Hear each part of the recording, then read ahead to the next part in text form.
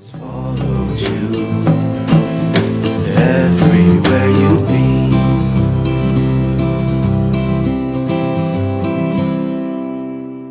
And we're back on the show, and we are very happy to have Danila Botha here, who's no relation to P.W. Botha No.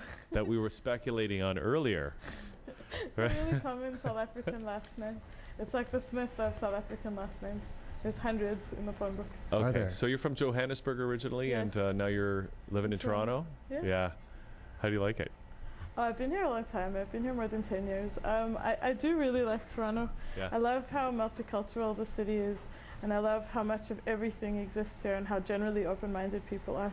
And the art scene, the literary scene in Toronto is amazing. It is. For me, I just have to be at a cafe, Yeah. minding my own business. Well, the two of you, Liz Worth, are That's plotting right. and planning, doing the open mic or doing some, We were whatever it is across the Maritimes, I think it was, or wherever you were planning to do certain we were things. planning for a tour. We were planning to do readings in different places across Canada. Yeah, We're in the middle of booking tour dates in a cafe in Kensington Market. yeah, And Daniel overheard us speaking and Yes. asked us if we wanted to do his show. yeah. And so, because this Yeah. is the next, whatever, Franz Kafka's of the world or whatever. I love Kafka. Wow. Yeah. One can only hope. One can And- only dream. Well, And we were talking about Haruki Murakami, who has been Yeah. influenced by That's Franz right. Kafka. So Yeah. Murakami's great. Yeah, Yeah. yeah. You were reading 1Q84, right? that's right. Oh, Quite what a a good great book. book. Yes, yes. I'm going through the last section again. It's 932 pages, though. Huge book. Ah, don't let that bother you. okay, no, Yeah, go ahead. you guys, Kafka, whatever, Yeah. but your book here is called Got No Secrets, That's right? And it's, do you want to just, we were talking before we came on about what Yes. troubled girls in their 20s?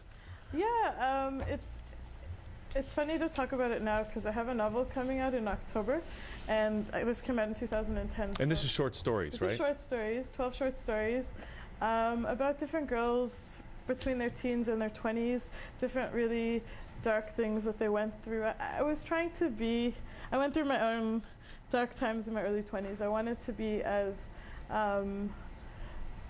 brave as possible and cover things that were really heavy and difficult. So a lot of it wasn't autobiographical, but it was really interesting to write. What, you were being brave, you wanted to be brave in the writing of the book, or when you were in your 20s? I wanted to write about things that normally made me uncomfortable. That's what you wanted to do. That was one of your goals with the book. I wanted to show the humanity and show the human side of people whose lives are not always easy to excavate and get into. It was to help you face what that is right there, to face that whatever that was bothering you and face it dead on and deal with it. I think so. I mean, I also think as a writer, when you do art, as any kind of artist, people want to, there's certain things we're comfortable working with and certain things we're comfortable writing about. And then there's other things that just seem incredibly intimidating or difficult or dark. And I wanted not to be afraid of writing about anything in depth. I wanted to push myself through what was uncomfortable. Yeah. It says here, I just want to read Yeah. a wonderful critique, I think it was in Casserelle. Yeah. Correct me if I got that wrong. But not all of Botha's characters are wholly self-destructive, because there are some, I guess, that deal with some Sure. challenges. However, instead, the book includes stories of bracingly fearless women determined to kick through whatever is holding them back. And that That's sort of right. relates to what you're talking about, is We really got it. dealing with it. The book's been out for a couple of years and it got a lot of reviews, thank God. I'm very grateful for Yeah. everyone who reviewed it. I don't remember who wrote that, but it was it was a really, really nice thing to hear. It's a really nice thing to hear. Yeah. I tried. I definitely Yeah. tried. What? Oh, go ahead. Go ahead. Okay, Dan. Well, now these are short stories and Yes. not necessarily autobiographical. No, they're not. And you worked as an outreach worker. Is that where Yes, you that's got right. some of the source for some your of the material? Stories, I lived on Queen Street West for a number of years, and some of the stories came from doing outreach work. Some of the stories were stories of friends in that neighborhood. Mhm. It was different things. It wasn't one source, but some of the stories, came from my time doing outreach work for sure. So what are these kids going through? Why are they living know- such dark and twisted lives? You know what's funny, and I'm almost embarrassed to admit this. I am not sure I have any more insights after writing this book. It's not like you know, I wish I was an anthropologist or a sociologist. I wish I approached this from the point of view of really having answers. And I'm not sure I know, and I don't want to have. But I have an answer. Okay. You do? Do you? Because Well, I Dan don't lives in know. that world.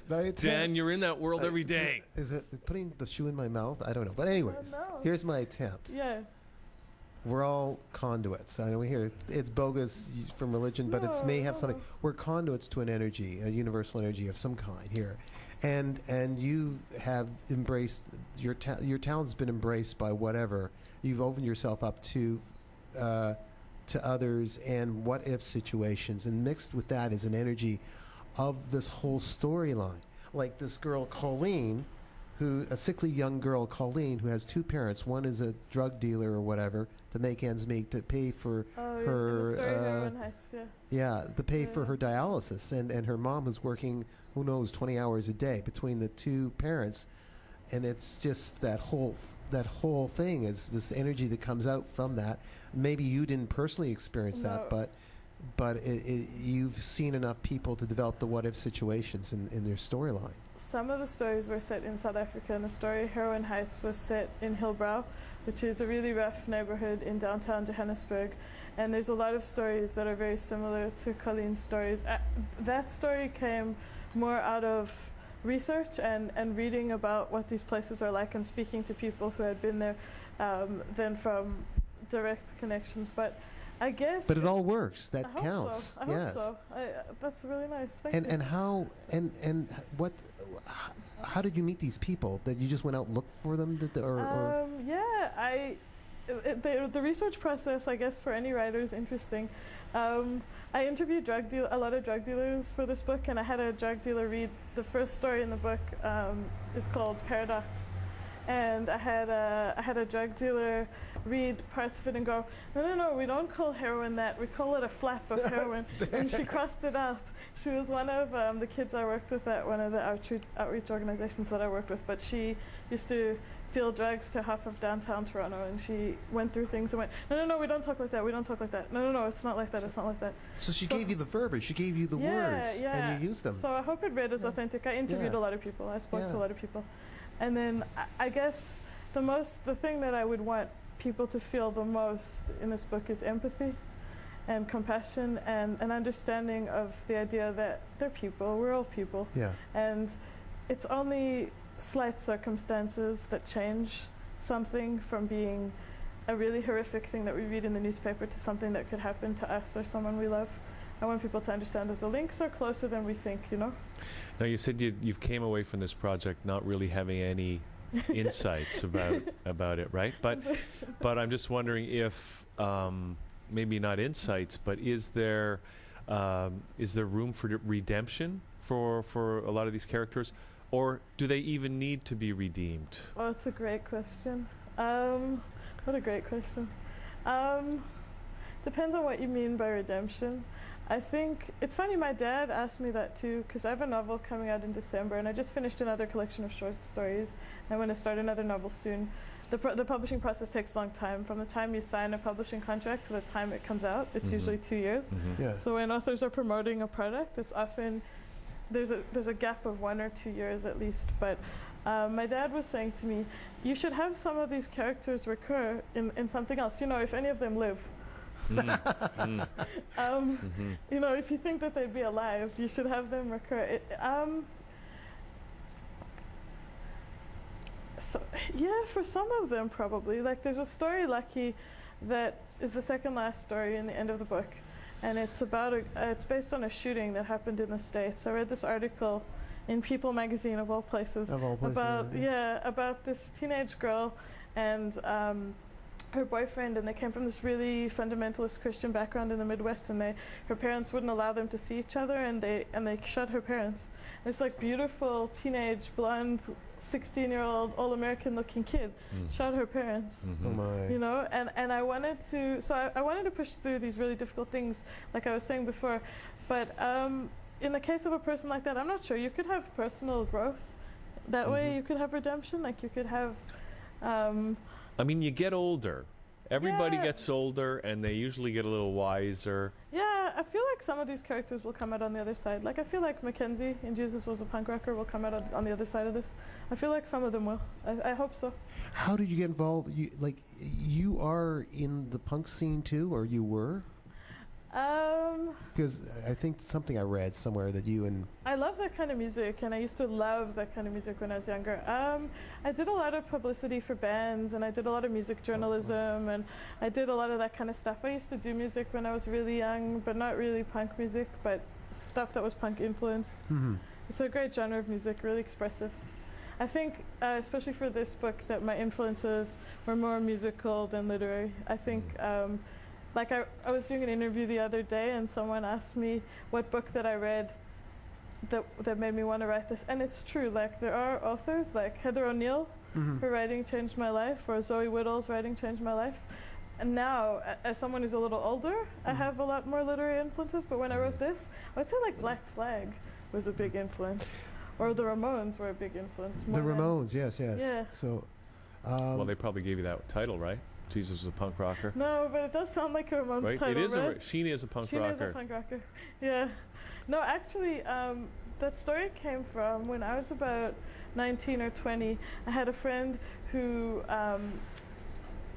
at a drunken night, seeing a band play, described Jesus as being punk rock, and I thought it was such a strange thing to say. Except for the long hair. Right. Well, that could be punk too. Punk is an attitude and not a look, right? yeah. That's skewing what's there. But what, your blog, Yeah. like I didn't have time because there was so much on your blog, on your site. Yeah. And you're sharing with you, check this writer out, check that writer out. And Yeah. there's so many writers that you I'm a want to big share with fan of everybody. I'm a big fan of literature. And Yeah. I love the idea of using your personal website and your blog as a way to exchange things that you're genuinely a fan of and things you love. And I read a lot. I think it's really important for writers to read. And Yes. it's hugely, incredibly helpful and inspiring and wonderful to read. And then I get really excited and I want to talk about it. I saw this guy with big glasses talking to someone else, someone at the Washington, again at the Moonbeam Cafe, and they were talking about different problems with publishing certain books. And it was a wisely guy in his 50s with big glasses, and I think it was Michael Ondaatje. So I asked him while she was gone, what do you suggest as far as getting into writing novels? And he Right. saw me with Salman Rushdie's book, The Ground Beneath Her Feet. Says, Oh, that's your good book. education right there. Yeah. So that was kind of good. So don't know. he's following what you're saying. Yeah. Yeah, do you find, I find if you want to write good, read a lot of good stuff. Yeah. It's hugely helps, helpful. right? Yeah, I took when I finished university, I went to York and I studied creative writing, and then I did this course at Humber, Yeah. their summer school for writers, and it was amazing and hugely helpful. And Richie was my prof, and he was an amazing teacher, amazing writer, and he kept emphasizing how important it was for us to read. And I was young, I was in my early 20s, and I didn't fully understand it at the time, but it's true. Yeah. It's the best advice ever. Just read all the time. Yeah, and read It's good really stuff. You know what? Everything's good. Not- Everything is valuable. Everything is useful. How did the publisher find you? You find the publisher. For this book, for Tightrope, I was a big fan of a book they published, which was by Stacey May Fowles. It was her book, Be Good. My publisher for this book is Tightrope Books in Canada. And I approached them and I said, I love this book and this is what I've done. And they liked it, and I was really lucky, and they published it. And other things like getting an agent and all that stuff came later. Like for this book, I just approached them myself. Yeah, usually it's the other way around, but that good for you. Okay. So what are you working on now? What's your next project going to be? I'm really excited. I have a novel coming out on launch date for Toronto is October 3rd. It's going to be at the Gladstone. That's a and great place wow, for a what a book venue, launch. yes. Can we come? I would Me and love you Dan? to come. Yes, please come. I would absolutely love that. This is not a reading series. Is doing it along with Tightrope Books, my publisher, and it's gonna be really great. It's a novel. It's called Too Much on the Inside. It's the rotating first-person point of view of 4 characters. They're all in their 20s. None of them are originally from Toronto. So I have a Brazilian character, an Israeli character, a South African character, and a guy from rural Nova Scotia. And they all- wow. Yeah. Nova Scotia with an And wi- Israeli. Yeah, And yeah. set in Toronto? It's set in Toronto. It's set on Queen Street West. It's that Toronto Nice. scene, right? Yeah, Everybody it's a comes Toronto- here right, exactly. and tries to get their life going. Exactly. Even though Queen Street West is not affordable these days, but still they're there. Okay. Right. Yeah. Well, I mean, I lived there for like 5 or 6 years, so I have tremendous affection and love for Queen Street. And I was living in Halifax, Nova Scotia at the time. I did my teacher's college out there, Yeah. and I loved it, but I really missed Toronto. And I Toronto and Queen Street are almost like the fifth character in this book. Yeah, that's Yeah. amazing. Thanks. That's great. I hope you'll like it. Yeah, awesome. Well, we look forward to that coming Thank out you so October much. 3rd, and me and Dan are going to go to the opening. Check And- that Jewish I would- holiday. Hopefully, the Jewish holiday stuff doesn't get in no, my no, way. no, it's not. It's Yeah. Oh, you got it's- that down. Okay. Yes. Okay. Yes. It's the day. It's the day after the first 2 days of Sukkot. Okay. Yeah. There you go. Okay. Yeah. All right. Well, Danila, great to have you on the show. Well, thank you so much for Congratulations. having Looking me. forward to reading the Yeah. book. And if people you. want to get a copy or they If want to get in touch with people you, wanna get how it do they or do get that? in touch with me. My website is danilabotha.com. And then easy enough. And my email address is gotnosecrets@gmail.com. So it's very easy. But otherwise, you can find the book on Amazon, or if you search it, or if you search me, it's easy to find. And Okay. check her site, people. But she's always suggestions about all kinds of good books out there. Aw, thanks, Danila. That's so Okay. sweet. All right. Okay. Thanks, Danila. Thanks And that- again. And that's it, Dan. Did the Yeah. show. We did We it. did it. We got. We interviewed 300 people. Yeah, we did, and it was a fabulous show. And So a pleasure to meet your friend and co-conspirator. Yeah. Yeah. We do lots of readings and tours together. We're actually doing a reading together with another two authors, Lisa DeNicolitz and Catherine Lantier. Yeah. We're all reading together sometime in June. The dates will be on my website, and then I'm Okay. doing cross Canada tour in the fall.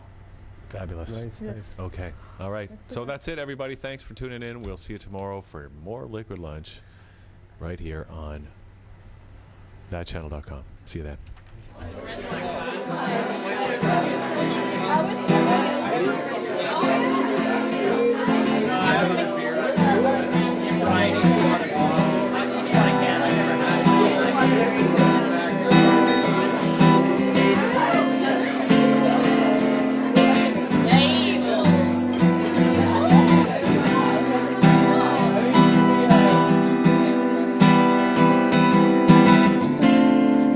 I feel that there's some tension building in the room.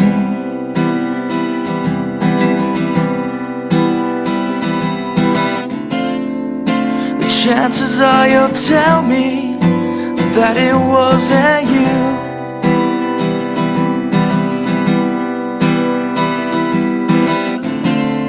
And I heard that it's illegal, the things that you do.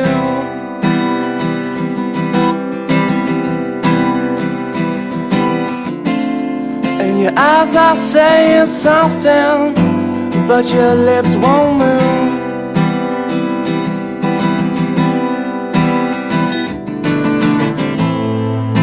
Is that too much to ask for? A little something more, a little something more. You're saying that you need me, or do you take me for? What do you take me for? I saw you in the green room, I just played it cool.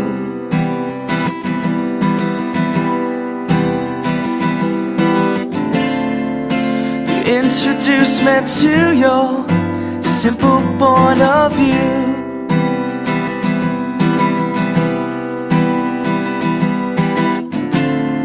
I think it's complicated, or maybe I'm confused.